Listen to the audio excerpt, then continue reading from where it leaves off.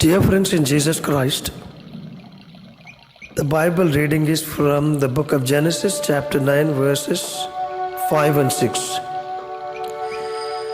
Surely for your lifeblood I will demand a reckoning. From the hand of every beast I will require it, and from the hand of man. From the hand of every man's brother I will require the life of man. Whoever sheds man's blood, by man his blood shall be shed. For in the image of God he made man. Amen. Dear friends, from verse 5 and 6 we understand the sacredness of life is very, very important to God.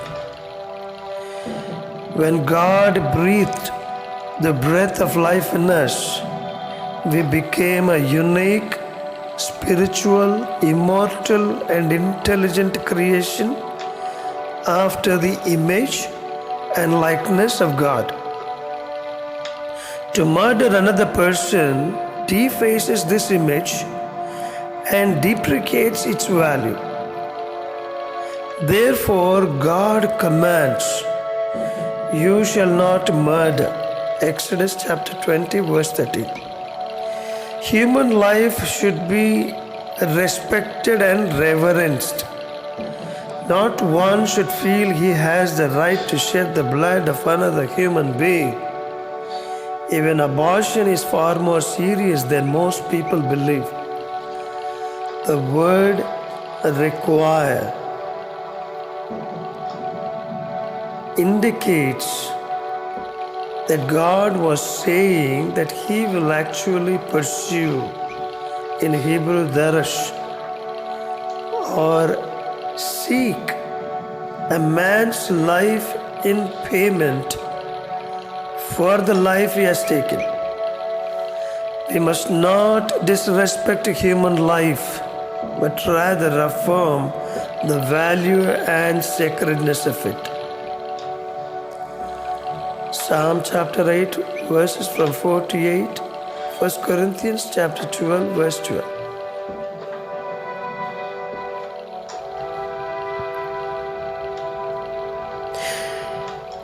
Friends, in reference to chapter 9, verse 6, many psychologists and psychiatrists today attribute the problems people experience to a lack of self-esteem or a poor self-image. Unfortunately, these experts are only partially right. People really have so many problems because of sin and its power to hold us in bondage. For further reference to sin that holds us in bondage, see Romans chapter 7, 13 to 25. The only way to be free from sin's power is to be in a right relationship with Jesus Christ. However, having a poor self-image can and does create certain problems for people. The Bible gives us the answer to self-image problem. It teaches us that each of us is created in the image of God. But we have sinned, and God's image in us has been significantly damaged as a result. The saving and transforming work of the Holy Spirit gradually restores that image. However, our sin nature opposes this transformation, resulting in deep inner conflict. Galatians chapter 5, verse 17, Romans chapter 7. As we allow our focus to remain on the image of Christ being formed in us, Galatians chapter 4:19, the devil's accusations will have less effect and our self-image will cease to be as important to us. Let's pray. Oh Heavenly Father, we praise you, we thank you, we adore you, our Savior, Master.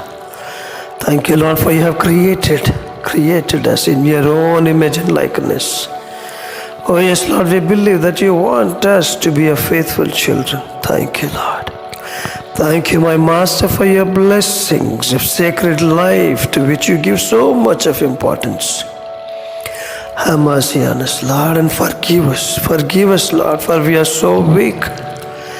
And we are so weak, Lord. Because of our weakness, we are in bondage of sin, with scores of problems in life. Have mercy on us, Lord. Have mercy. Help us and inspire us with your spirit-filled life word. Oh, that gives us an answer to our self-image problem. Oh God, our merciful Father, we plead you to restore your godly image through transforming work of Holy Spirit. In the precious name of your Son, Jesus, I pray. Amen. Thank you and God bless you.